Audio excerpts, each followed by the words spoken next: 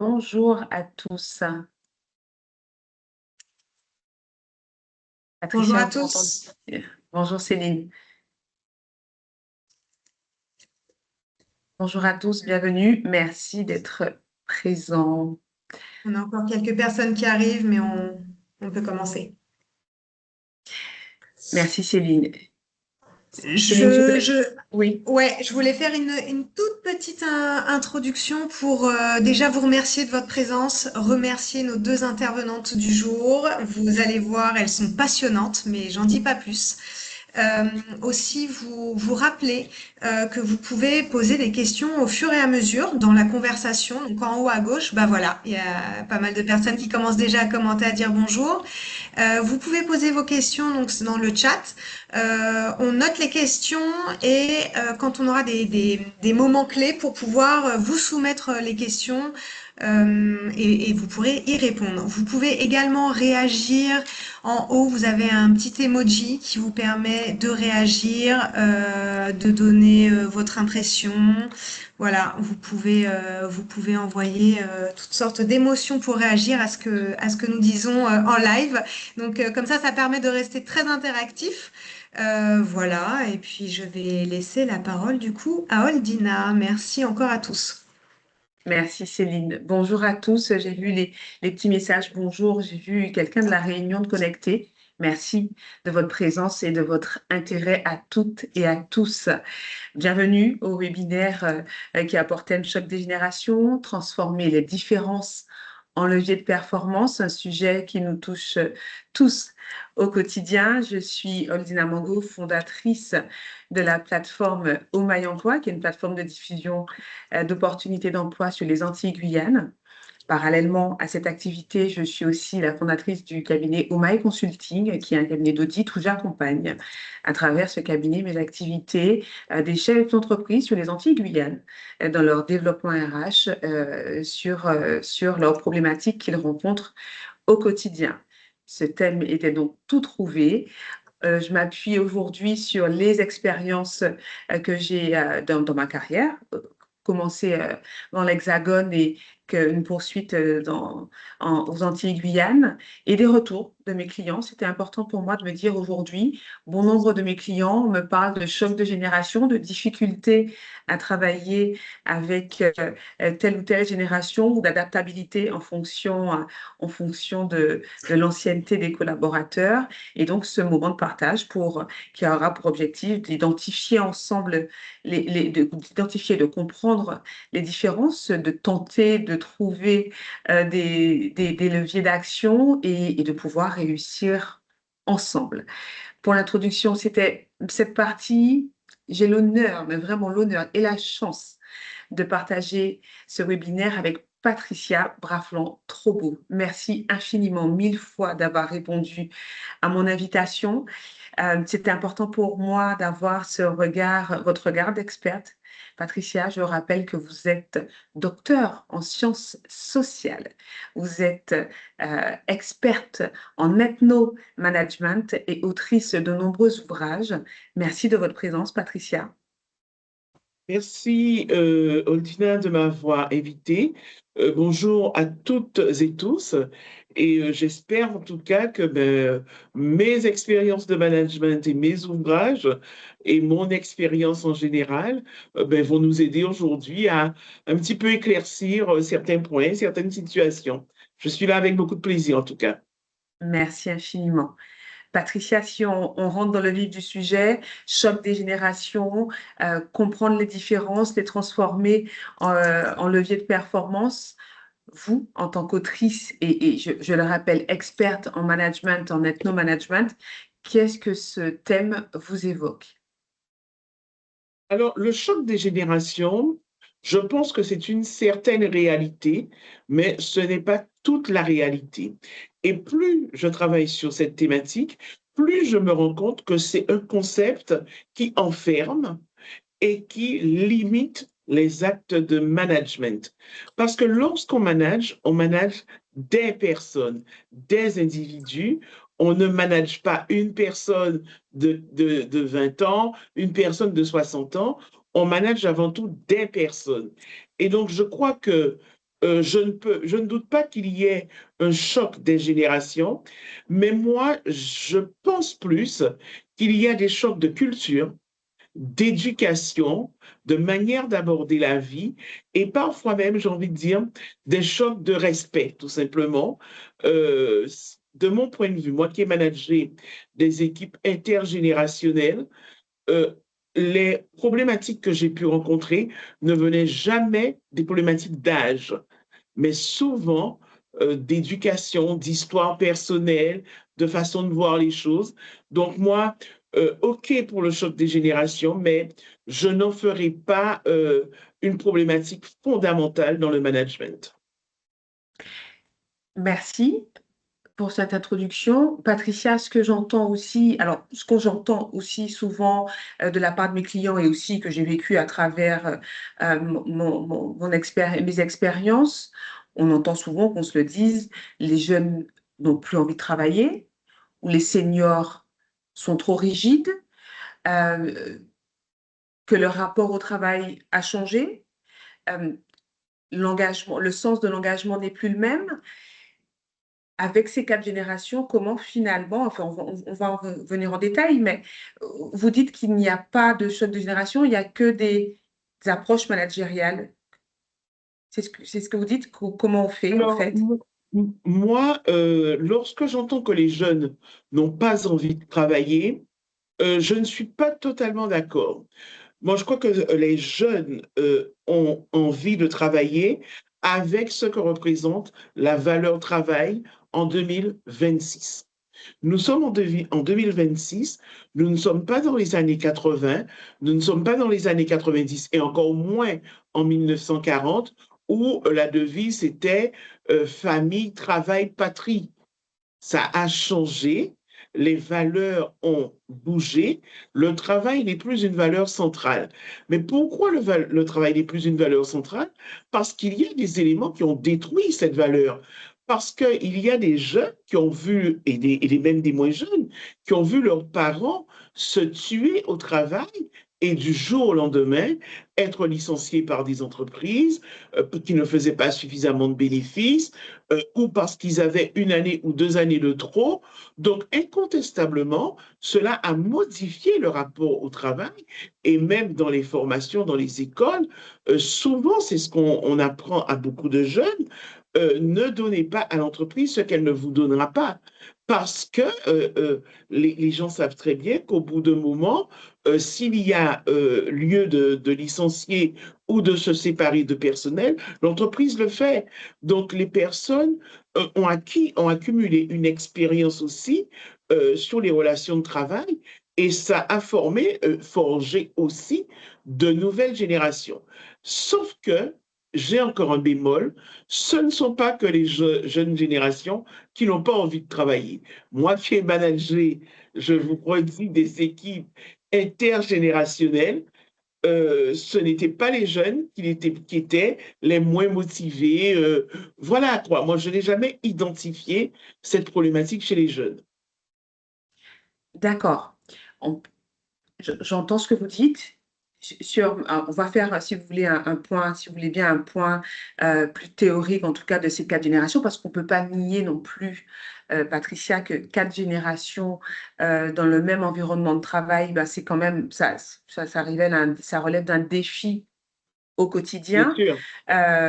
On peut faire une présentation rapide de ces fameuses quatre générations, si vous le permettez. Une présentation très théorique qui a OK. été pensée, réfléchie au niveau mondial. La première génération, donc la génération des baby-boomers, qui est de 1946 à 1964, qui est présentée un peu comme celle qui représente les fondations de l'entreprise.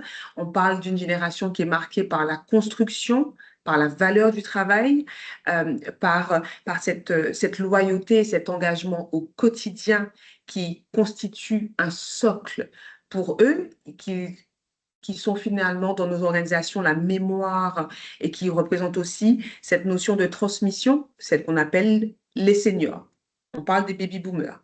On a la génération X, Génération X 1965-1980 qui crée le lien entre les générations. C'est une génération qui a connu le système, la génération charnière, qui a connu le système classique et qui a vu apparaître toute la digitalisation du monde du travail. Absolument. On dit souvent d'eux qu'ils sont autonomes, qu'ils sont adaptables et encore une fois qu'ils, comme je le disais tout à l'heure, qui constituent un lien Mhm. pour la génération X. La génération Y, on appelle plus communément les millénials, 1981-1996. Génération Y qui a grandi avec la mondialisation et le digital. C'est cette génération qui, je pense, et de l'avis de beaucoup d'experts, représente vraiment cette transformation, cette transition, une génération qui va chercher à donner du sens au travail, qui va être demandeuse en termes d'évolution, qui va être très alerte sur l'importance du feedback au quotidien. C'est une génération qu'on dit qui ne veut pas uniquement travailler, Mhm. mais qui veut trouver du sens à ce qu'ils font. Absolument. Et la dernière génération, la GZ, ce qu'on appelle communément la génération Z, 1997-2012. 1997-2012, cette génération des réseaux sociaux, ils sont nés avec Internet, ils sont nés avec cette volonté et ils vivent avec l'importance pour eux de l'instantanéité, de l'immédiateté, d'une volonté d'être un peu plus flexible dans leur travail au quotidien, qui ne partagent pas tout le temps, selon, là encore, je m'appuie sur les experts, la notion d'engagement et de sens du résultat. Mhm. 4 générations, Patricia, Oui. comment au quotidien, enfin, je reviendrai tout à l'heure là-dessus sur les retours de mes clients, mais comment au quotidien on fait fonctionner au-delà de la casquette managériale? Comment on coordonne tout ça? Alors, moi, ce que j'ai pu noter lorsqu'il y a des problématiques de management, il y a un élément qui arrive à fédérer, c'est la mission. Beaucoup de managers eux-mêmes ou elles-mêmes ne maîtrisent pas leur mission. La mission répond à une question simple. Pourquoi je suis là et pourquoi je fais ce que je fais? Quel est mon client final et qu'est-ce que j'ai à apporter à ce client? Moi, je crois que si le manager ou la manager arrive à habiter sa mission, à donner du sens à la mission et à la traduire en actes professionnels concrets pour chaque collaboratrice ou collaborateur, 90% des problématiques d'engagement et de génération s'effacent. Mais c'est aussi un management au quotidien. Ce n'est pas le dire une fois et c'est terminé. Je ne fais aucune publicité pour McDonald's, hein, aucune. Mais quand on voit, par exemple, comment McDonald's fonctionne avec les managers et les équipiers, vous voyez que c'est en permanence que le manager est là à stimuler, à relancer, à booster, à recadrer, parce que le management, c'est un travail permanent. Ce n'est jamais acquis. Donc, il faudra que les managers, tous les mois, toutes les semaines, tous les jours, autant que nécessaire, reviennent sur la mission. Nous sommes là, par exemple, pour RCI. RCI, c'est une radio, quelle est la mission? Donc, la mission, c'est d'informer, c'est de faire du lien, bref. Eh bien, tout le management, que ce soit la personne qui fait le ménage, la personne qui alimente le site Internet, tout cela doit concourir à cette mission qui est d'informer, qui est, moi je ne connais pas hein, la mission que c'est donné RCI, mais cette mission, elle doit être traduite en actes professionnels concrets. Et ces actes professionnels concrets, mais ils sont rattachés à chaque personne, à chaque salarié, à travers sa fiche de poste. Alors, je n'ai D'accord, pas dit que c'était facile, hein, mais ça, c'est un socle commun qu'il faut manager en permanence. parfait. Merci pour ça. Céline, Oh, il me semble, oui, j'ai vu apparaître deux tout à questions. fait. On a quelques questions. Patricia, si vous permettez Bien qu'on fasse sûr, une petite. bien Parfait, sûr. merci Oui, beaucoup. tout à Céline, si fait. peut-être tu Oui, peux nous partager la question qui a été on a posée. une première question de Karuk qui nous dit, en rebondissant sur les différents propos, comment vous positionnez et classez la notion du goût de l'effort avec la notion du sens/mission? Belle Alors, question. moi, Le goût de l'effort par rapport à tout ça. le goût de l'effort, moi, je reviens encore au management. Et il y a un élément dont on ne parle pas encore, c'est aussi la notion de salaire. On ne peut pas demander à des personnes de faire jaillir de l'or lorsqu'elles sont lorsqu'elles sont payées au lance-pierre avec des salaires qui ne correspondent pas toujours à leur niveau de diplôme. Ça aussi, il faut le comprendre, hein, la part de rétribution et de salaire, tout simplement, dans la motivation, elle est importante. Donc, à une époque, les personnes pouvaient s'investir en n'étant pas payées comme elles auraient pu l'être. Je crois que la nouvelle génération est beaucoup trop informée, beaucoup trop formée pour attendre d'elle qu'elle ait un goût de l'effort qui soit inversement proportionnel à la façon dont elle est payée à son niveau de salaire. Donc, le goût de l'effort aussi doit aller avec le salaire, avec l'intéressement, avec les avantages au niveau de l'entreprise. Si je peux développer, pour répondre à la question, encore merci pour cette interaction. Le goût de l'effort, pour moi, ça s'apparenterait aussi à la notion d'engagement, mais dans le sens de l'engagement. À travers ces générations, le sens de l'engagement a évolué, ou en tout cas n'est plus ciblé sur les mêmes objectifs. Et par conséquent, l'engagement, si on ne donne pas de sens à sa mission, si on ne donne pas de sens à la loyauté dans l'entreprise, si on ne donne pas de sens, là où l'engagement pourrait représenter pour la génération baby boomer la stabilité de l'emploi, la nouvelle génération, ben, les millénials, pour eux, ça aurait peut-être plus de sens sur la loyauté et la reconnaissance à travers laquelle ce n'est pas uniquement une question de salaire, à mon sens, et peut-être pas non plus pour l'agent Z, ça va être surtout à mon sens, encore une fois, sur la capacité à donner du sens à l'engagement qu'ils font au quotidien, leur contribution au projet commun, au-delà du salaire. La contribution, la notion de contribution, ça peut être aussi bien le respect de la flexibilité et sur bien d'autres sujets. Oui, non, non, mais moi, non, je suis d'accord. Le sens, la contribution, l'importance que l'on a dans l'organisation, bien sûr. Mais moi, je rajoute souvent cet élément qu'on a tendance à oublier, qui est l'élément salaire.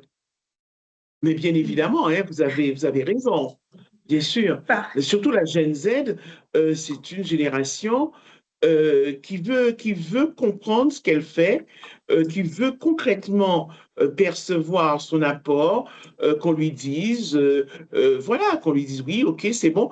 Pourquoi? Parce que ça aussi, c'est sous-tendu par quelque chose. Parce que c'est souvent une génération qui est critiquée, où on leur dit souvent, ah oui, vous foutez rien, vous êtes un peu flemmard. Au contraire, justement, quand ils s'investissent, ils veulent l'entendre, ils veulent qu'on leur dise. Et voilà, et si le salaire suit, eh bien, c'est la cerise sur le gâteau. Parfait. On a, Céline, j'ai on a vu une autre question. une question. Ouais. J'ai vu une question de Yannick Hicham, mais j'ai vu une notion sur l'éducation, quelqu'un qui parlait de l'éducation et qui est selon moi une notion importante aussi, mais on va revenir tout à l'heure sur les spécificités de notre territoire. Peut-être que tu peux nous donner la question, nous lire la question de Yannick Hicham de mémoire, s'il te plaît. Tout à fait. Yannick nous demande quels critères objectifs permettent de distinguer un problème de management d'un problème d'adéquation au poste, notamment dans des équipes multigénérationnelles. Pour moi, les Mais résultats. alors je peux répondre, Dina, oui? Allez-y, Patricia. Moi, de mon point de vue, ça se mesure sur le long terme et sur l'attribution d'objectifs.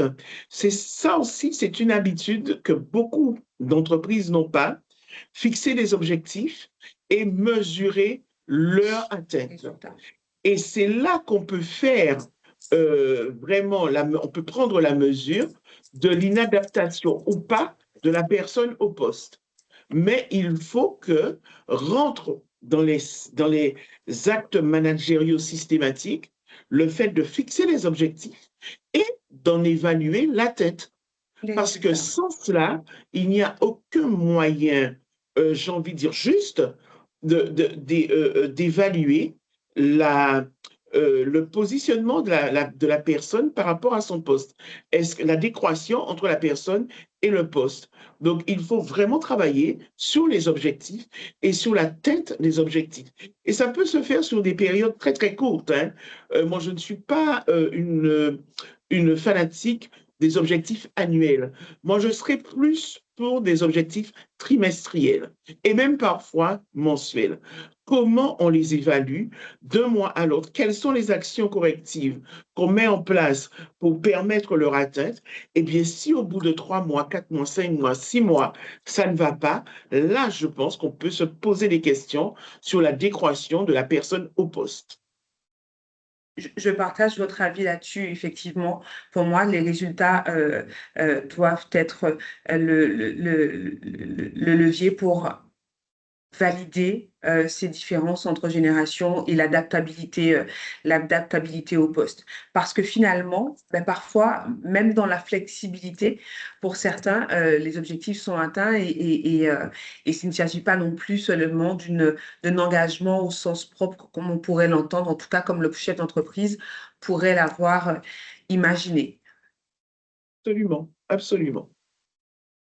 Je Céline, ne je sais te pas si j'ai propose qu'on poursuive et répondu. qu'on revienne. Tout Allez-y, à fait. Je ne sais Patricia, pas pardon. si j'ai répondu à l'attente de cette personne. On espère. Les questions continuent d'arriver. J'ai vu une de Tony, notamment. Euh, Patricia, avec ces 4 générations et votre expérience, euh, je voudrais qu'on échange sur des exemples de malentendus que nous avons pu rencontrer dans les entreprises et de la façon dont les chefs d'entreprise ont pu, alors de façon très succincte, mais en tout cas ont pu euh, apporter des réponses. En tout cas, le type de malentendu entre générations qu'on a pu rencontrer au cours de nos expériences. D'accord. Vous voulez que je commence? Oui, Bon, allez-y, allez-y. parfait. Euh, Avant de m'appuyer sur les expériences avec mes clients, je suis très à l'aise pour parler de mon expérience personnelle. J'étais un très mauvais manager au début de ma carrière, mais vraiment un très mauvais manager parce que les résultats ont été humainement très mauvais. J'ai fait démissionner, j'ai fait pleurer, j'ai fait échouer. Et pour moi, la Oui, seule réponse à ce moment-là, c'était le manque d'adaptabilité ou de performance des personnes que j'encadrais. Sans prendre ma part de co-responsabilité, sans essayer de comprendre, pour moi, il y avait juste une feuille de route à respecter et par conséquent, être engagé, en tout cas et je rebondis sur le terme qui a été utilisé tout à l'heure, c'est dans mon éducation, le rapport au travail, l'engagement et la loyauté, c'était le socle. Et par conséquent, j'attendais des personnes avec lesquelles je travaillais ou que j'encadrais qu'elles soient euh, à 100% d'accord avec moi et qu'elle soit engagée, sans prendre en compte les attentes de l'autre. Ce qui crée, et ça, quelles que soient les générations, parce que j'ai eu dans l'Hexagone l'occasion d'accompagner des personnes, en tout cas de manager des personnes qui étaient plus âgées que moi, sans prendre en compte leurs attentes, il s'agissait juste de prendre les résultats et d'y arriver en fait. Donc j'ai échoué. j'ai beaucoup échoué avant d'avoir lu votre livre, Patricia, qui m'a beaucoup aidé, Noir et Manager, et on en parlera tout à l'heure. Euh, et donc, pour moi, ces situations, au fil des années, donc j'ai grandi au niveau managérial, je me suis encore plantée, ou en tout cas, j'ai fait différemment, mais j'ai surtout pris en compte la globalité de l'être que je manageais. Alors, ça peut paraître très paradoxal pour quelqu'un qui évolue dans les ressources humaines. On ne naît pas manager, on grandit à travers les rapports avec l'autre. Et donc, des tensions qui se sont apaisées. J'ai grandi de façon managériale, mais j'ai aussi pris l'autre dans sa globalité pour atteindre les performances. Aujourd'hui, les clients que j'accompagne, les difficultés qui se traduisent au quotidien, ça va être pour la plupart, en tout cas dans leur perception, un manque d'engagement. Un manque d'engagement ou un manque d'adéquation avec les objectifs qui sont définis dans l'entreprise. Et donc, on travaille sans but. On tient à respecter les horaires qui sont sur la fiche de poste, en tout cas sur le contrat de travail, sans s'engager plus.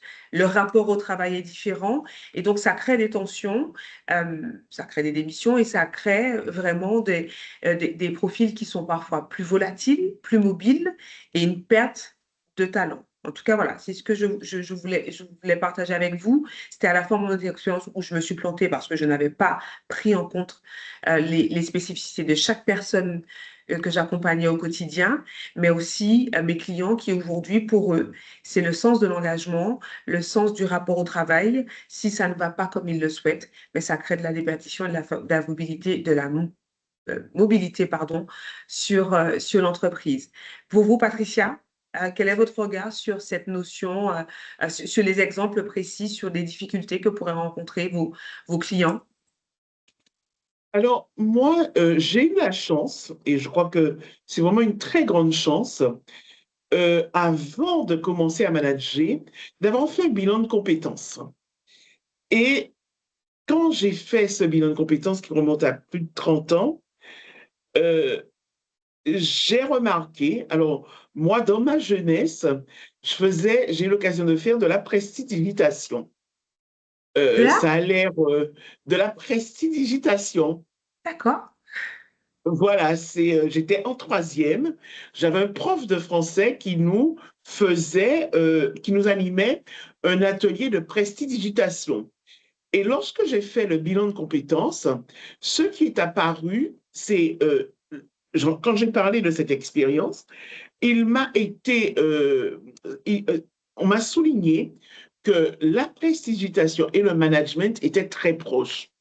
Pourquoi? Parce qu'il y a une part de rêve qui est vendue, que ce soit dans la prestidigitation, que ce soit dans le management, parce que c'est la façon dont nous disons les choses.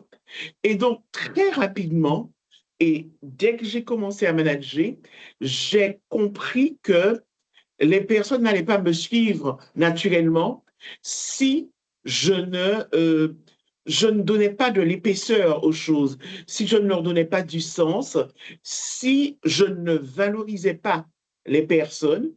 Et cela, c'est quelque chose qui doit être, je le redis, permanent. Permanent. Il ne faut pas croire que cette semaine, je ne vais pas valoriser des gens de mon équipe et ils seront toujours aussi mobilisés que la semaine dernière où je l'ai fait.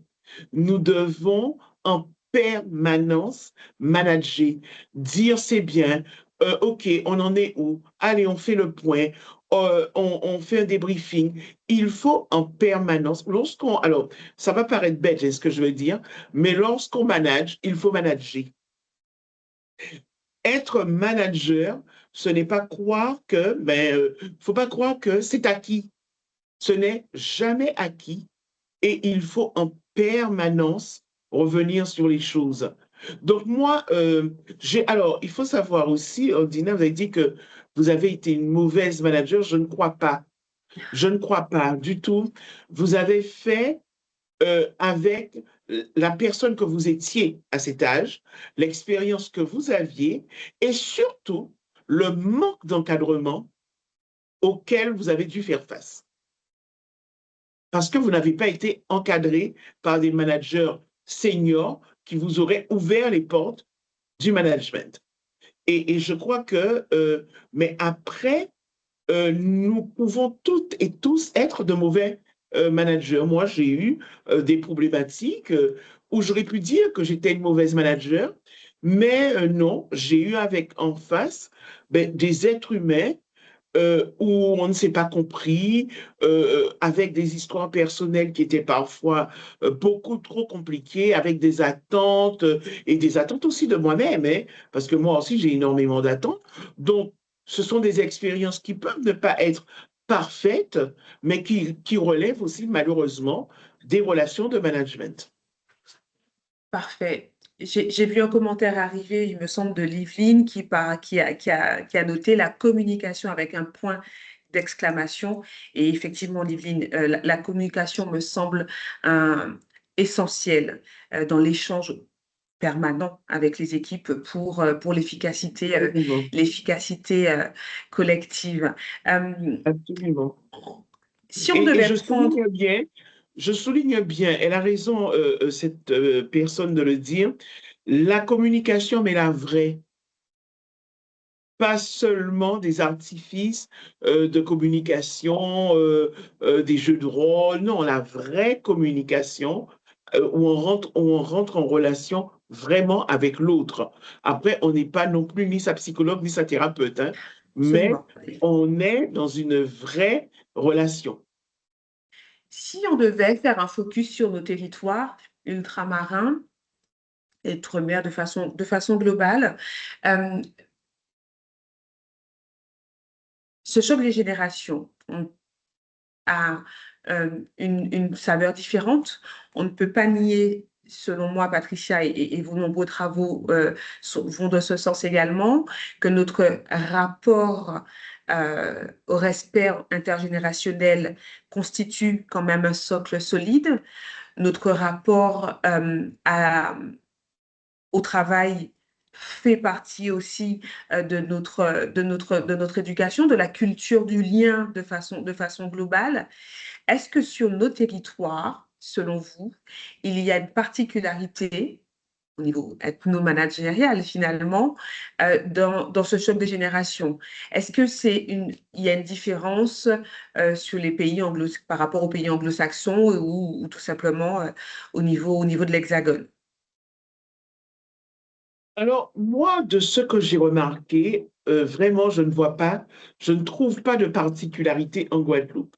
Et j'en trouve d'autant moins que nous sommes un pays avec une culture très familiale et où les générations se côtoient énormément.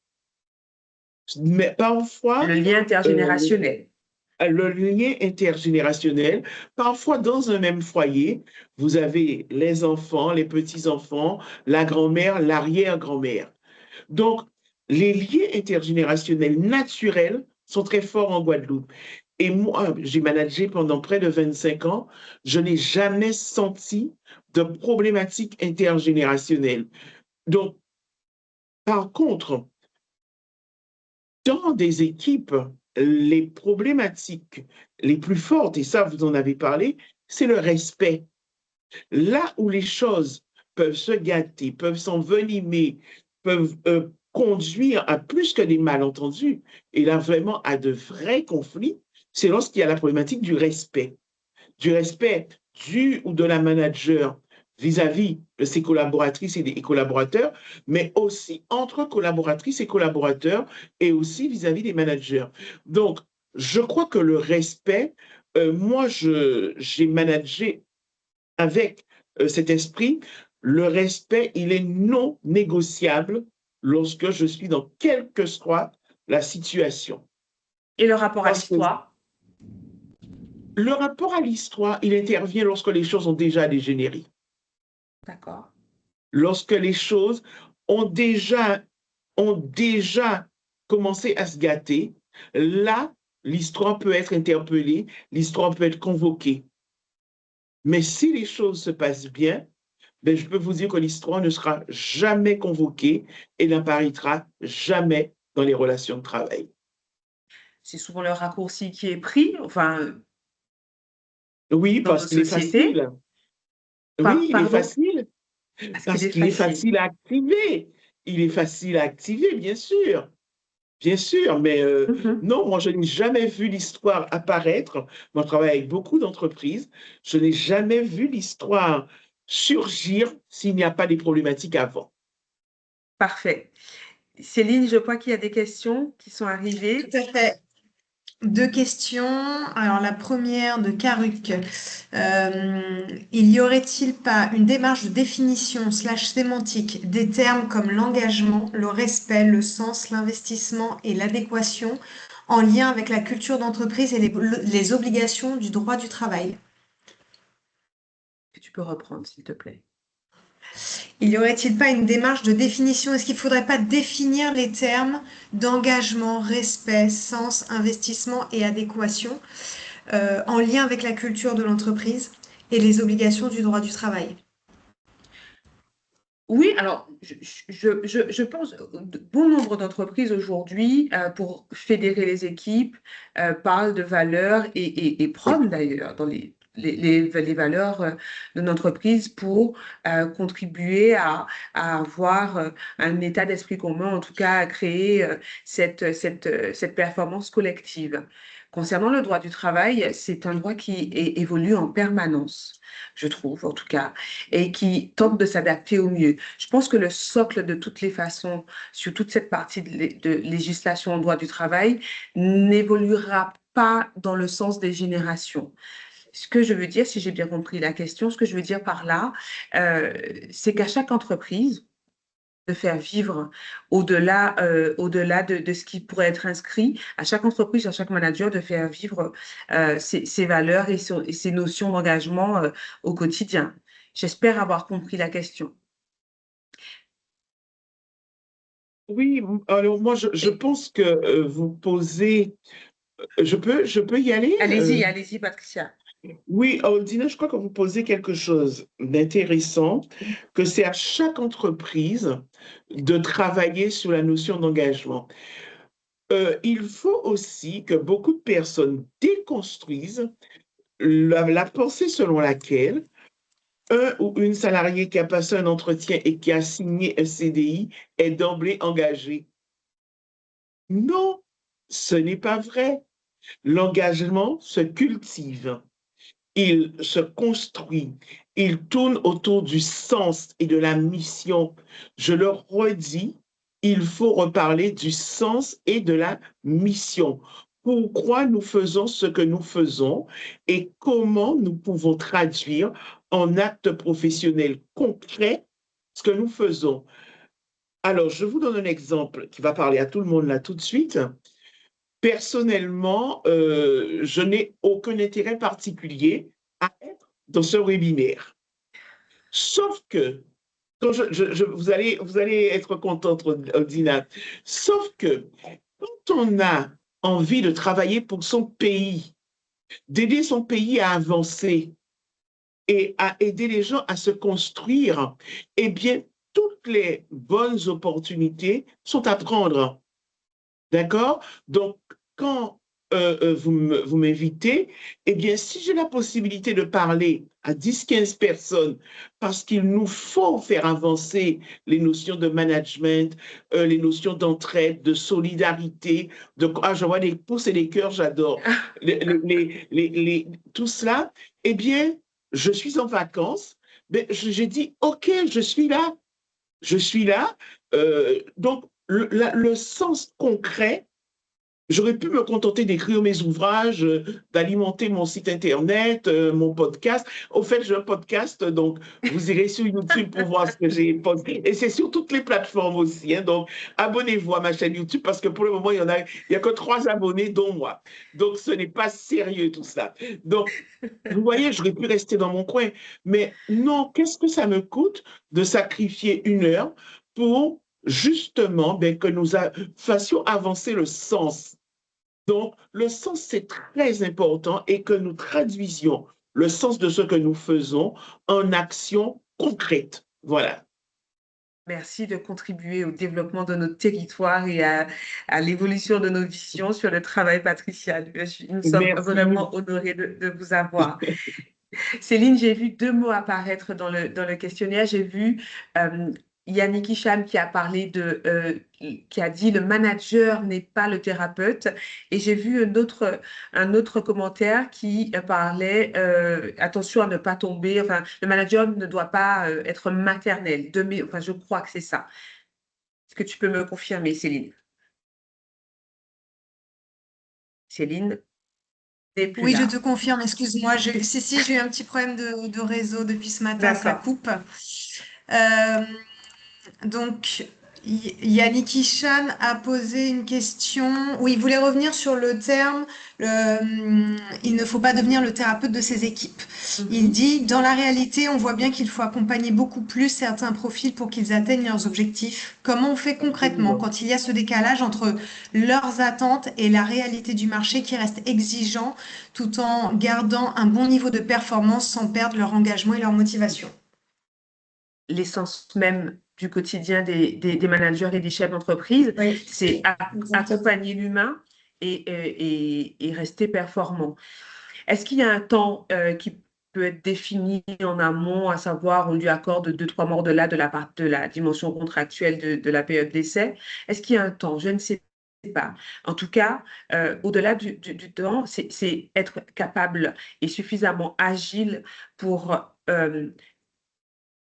faire le point et voir si cette personne pourra s'adapter sur le long terme. Il y a des performances à atteindre et sans être le thérapeute, sans être, enfin, on peut rapidement, selon moi en tout cas, voir si ça pourra coller entre guillemets rapidement et si cette personne pourra répondre aux attentes de l'entreprise.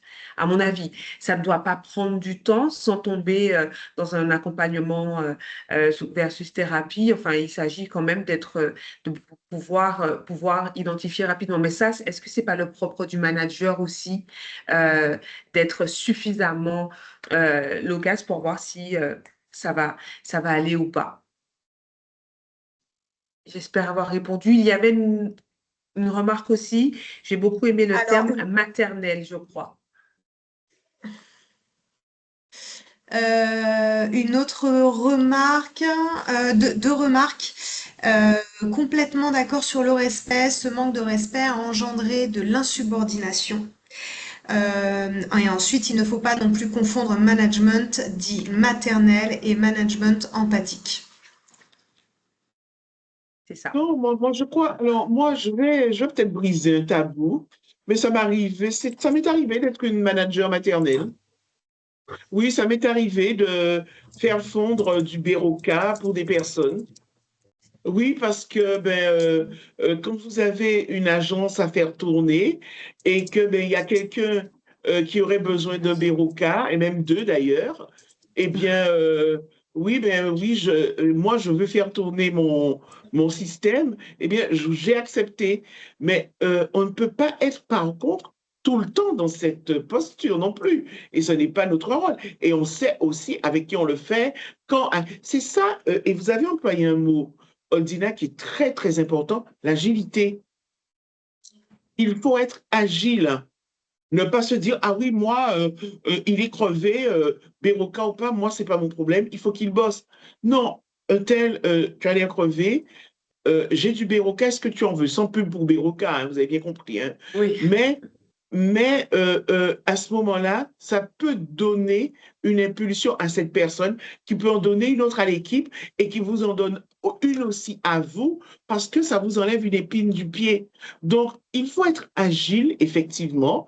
Parfois, oui, on peut être un peu maternel, mais en sachant qu'on est dans le management et qu'on n'est pas, ce n'est pas notre rôle. Mais si on veut manager et faire avancer le système, la boutique, ce qu'on veut, parfois, il faut changer de rôle, bien évidemment, et avoir la souplesse, l'agilité pour changer de rôle et puis après, redevenir uniquement la manager, voilà. Bref, il faut être extrêmement agile lorsqu'on est manager. je partage votre avis. J'ai vu un message arriver et qui faisait référence à la notion de respect. On l'a évoqué tout à l'heure, qui, encore une fois, la notion de respect, qui, selon moi, fait partie du socle de nos sociétés, de nos sociétés. Ça m'a fait Oui, penser à cette notion de flexibilité. Enfin, ça dépend du regard. Je prends le cas aujourd'hui, et je voulais partager cet exemple avec vous, Patricia, si vous voulez bien, de la flexibilité au travail, du télétravail ou du total remote. Aujourd'hui, dans le cadre de mes fonctions, j'ai beaucoup de candidats qui vont veiller à ce que l'entreprise pour laquelle ils postulent vont leur donner ou pas la possibilité de travailler en télétravail ou d'être en total remote parce que pour eux, pour certains candidats, l'essentiel est de travailler, peu importe l'environnement.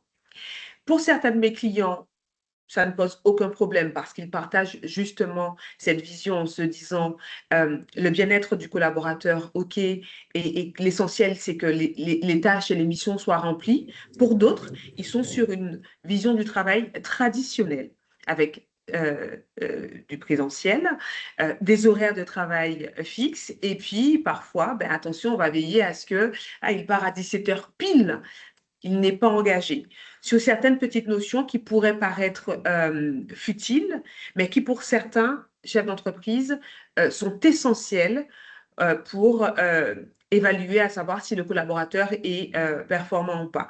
Pour vous, Patricia, est-ce que ces nouveaux modes de travail sont vraiment importants? Est-ce qu'on peut les dépasser ou comment on peut faire évoluer le monde du travail justement à travers ces nouvelles méthodes de visio qui ont pris de bonnes places depuis la pandémie du Covid-19, pardon.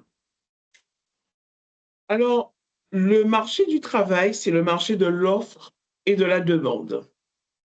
Pendant trop longtemps, beaucoup d'employeurs ont pensé qu'ils avaient le monopole du contrôle du marché du travail. Et la pandémie a détruit ce système complètement, où les personnes se sont dit déjà, avec le drame sanitaire que ça a été à travers le monde, où des générations ont cru qu'elles étaient foutues, que c'était fini, qu'elles n'allaient plus pouvoir sortir. Bref, ça a cassé énormément de choses, et notamment dans la relation de travail qui se dégradait déjà. En tout cas, l'importance de la valeur travail qui s'émiettait déjà, ça a été accéléré avec le Covid. Et beaucoup de demandeurs d'emploi, de personnes qui postulent, ont aussi des exigences. Ce n'est pas parce qu'elles sont en recherche d'emploi qu'elles vont tout accepter. Et je crois que les entreprises qui vont s'en sortir, ce sont les entreprises qui vont s'adapter. Parce que moi, je reste persuadée qu'il faudra s'adapter ou périr. Si les entreprises ne s'adaptent pas, eh bien, leurs concurrents vont rafler les meilleurs profils. Eux, ils auront naturellement des personnes, mais ça ne sera certainement pas les meilleurs profils. Donc, le télétravail peut très bien se manager si on a confiance dans son équipe, si on connaît les personnes sur lesquelles on peut s'appuyer. Mais je crois que dans certains secteurs, c'est une évolution avec laquelle tout le monde est désormais obligé de compter. Parfait. Et je On a une rebondis sur ce que dernière. vous... Non, non, Vas-y, pardon, Céline, excuse-moi. pardon. Là, vas-y. Non, non, vas-y, Vas-y, vas-y, vas-y. vas-y. On avait une autre question qui était aussi intéressante on en a un petit peu parlé au début, c'était est-ce que le choc des générations ne vient pas surtout d'une vision du travail différente, une vision qui a évolué, on ne vit plus à travers le travail et nos préoccupations et nos Complètement. occupations, et centres d'intérêt sont ailleurs. On l'a dit, Complètement. hein, merci pour la question, on l'a Complètement. dit au préalable, les baby boomers se sont construits dans la stabilité, dans l'importance du travail. Vous l'avez dit, Patricia, famille, travail, patrie de mémoire. Vous l'avez Absolument. dit tout à l'heure, cette génération qui constitue le socle aujourd'hui des entreprises dans notre société actuelle, c'était la valeur travail. Aujourd'hui, ben oui, le rapport au travail a changé. On va être attentif à toutes les nouvelles façons de travailler. On va être aussi attentive à la façon, à la santé mentale. Je vois un message arriver à l'instant, quelqu'un qui parle de santé mentale. Absolument. Pour moi, Également. selon moi, la génération Y et la Gen Z vont veiller à ce qu'il y ait un excellent équilibre entre vie professionnelle, vie familiale.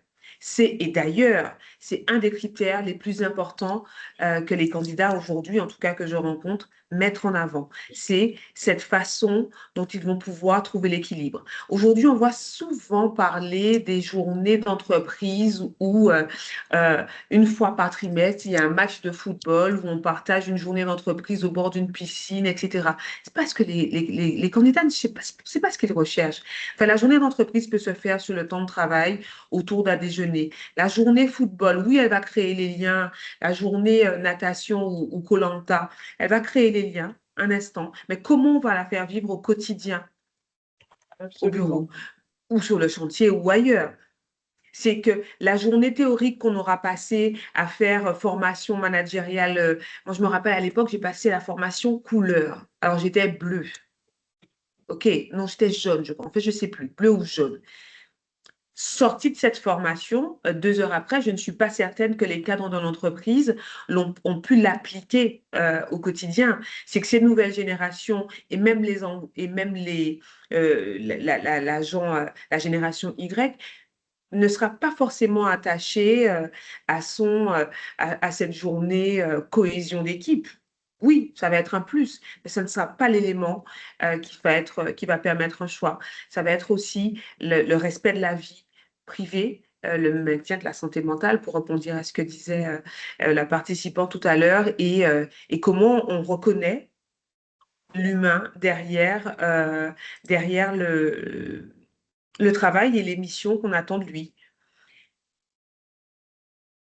Oui, alors moi j'ai envie de dire que, bon, vous avez tout dit là.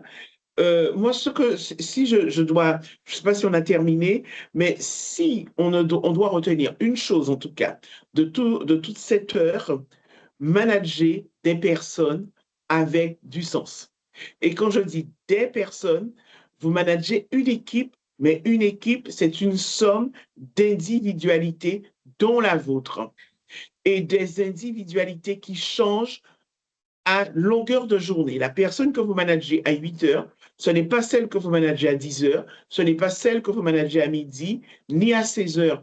Donc, tenez bien compte du fait que vous avez en face de vous des personnes qui changent et que vous-même aussi vous changez. Donc, il faut vraiment manager des individus, pas des générations, pas que des compétences, mais des personnes avant tout. Créer du collectif malgré les différences. Merci pour cette remarque, Livelyne. Je rebondis sur ce que vous disiez, Patricia. Moi, j'ai aussi envie, alors, de mon regard avec les différentes expériences et des clients que j'accompagne, je pense aussi il y a un levier qui peut être utilisé, c'est le mentorat croisé. Euh, il nous reste quelques minutes. Les anciennes générations ont forcément quelque chose à apporter. L'historique, la qualité du travail aussi est vraiment un regard qui peut être précieux, qui peut être renforcé par les nouvelles méthodes de travail qu'apportent les nouvelles générations. Il peut euh, coordonner les deux par du mentorat croisé peut être un levier aussi pour permettre d'avancer. Favoriser le dialogue, je crois que vous l'avez bien souligné, Patricia, sur l'importance de l'échange et de l'agilité sur le quotidien. Euh, on parlait tout à l'heure de valeurs.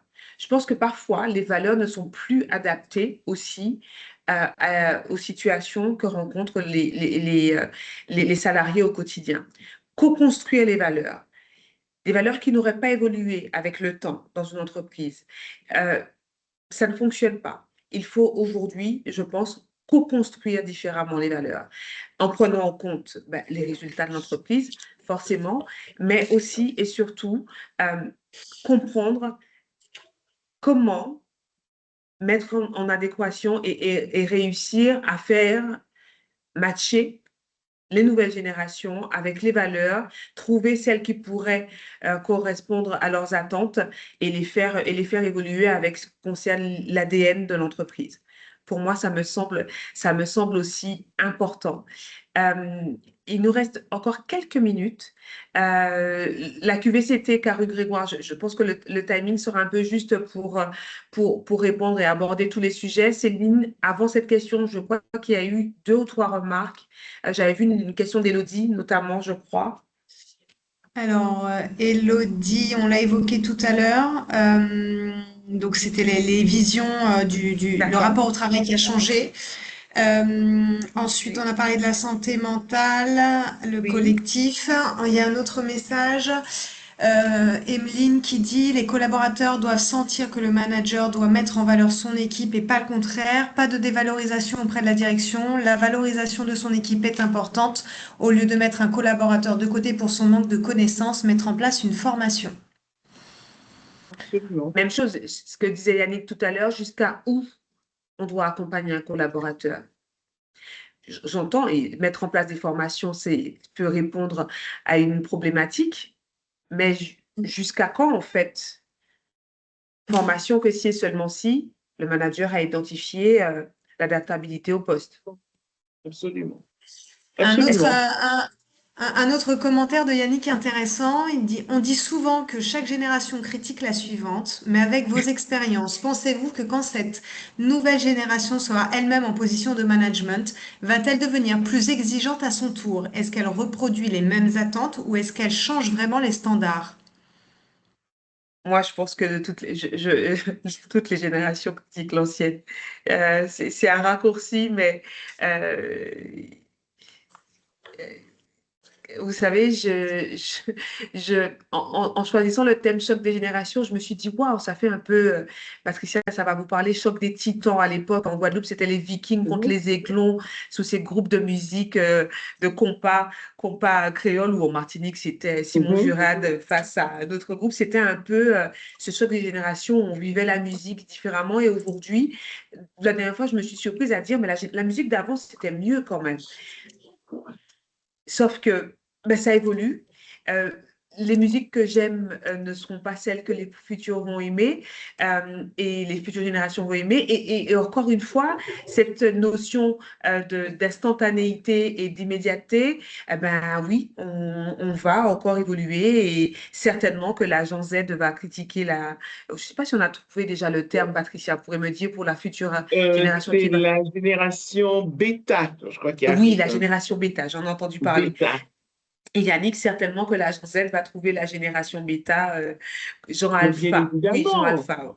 Les commentaires n'arrêtent pas d'affluer, mais en tout cas, pour répondre rapidement à la question, Yannick, je pense que c'est une question d'évolution aussi et qu'il y aura toujours Bien des sûr. critiques par rapport aux autres. Ceux qui aiment les nouvelles musiques ne comprennent pas celles qui ont été écoutées il y a quelques années. Voilà.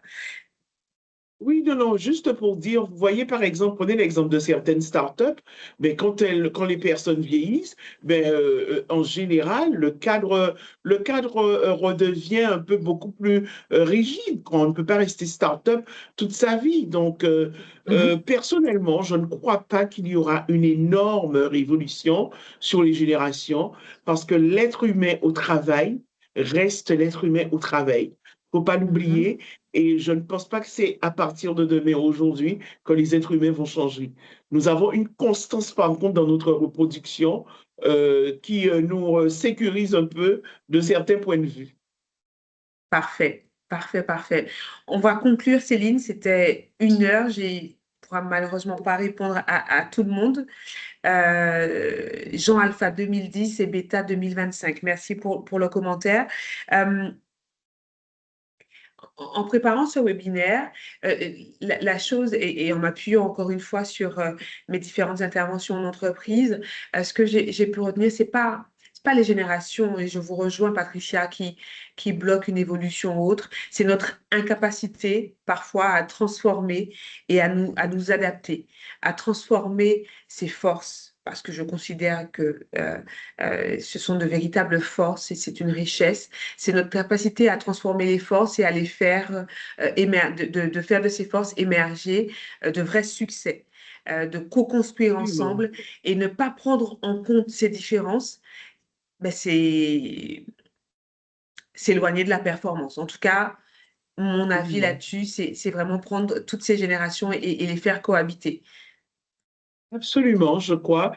Et moi, je vous redis, moi, je reste persuadée que le choc des générations, je n'y crois pas trop en entreprise. Moi, je crois surtout au management et au management des équipes qui sont diverses, qui sont diversifiées. Si une équipe de foot n'avait que des numéros 10, eh bien, je ne pense pas que ce serait une équipe qui serait très forte. Donc, je crois qu'il faut vraiment manager les diversités, les caractères, les personnalités, les comportements, les éducations, les histoires de vie et réussir eh bien, à faire le... Souvent, je dis, on ne fait pas le meilleur en management, on fait le moins mauvais. Oldina, est-ce qu'on Voilà. a encore 2 petites minutes ou pas? Une dernière Pour moi, question? oui. Patricia, est-ce que vous avez encore 2 petites minutes? Allez, Oui, je une veux dernière bien. question. Nous On est si prolonge le bien plaisir, deux ensemble. minutes en plus.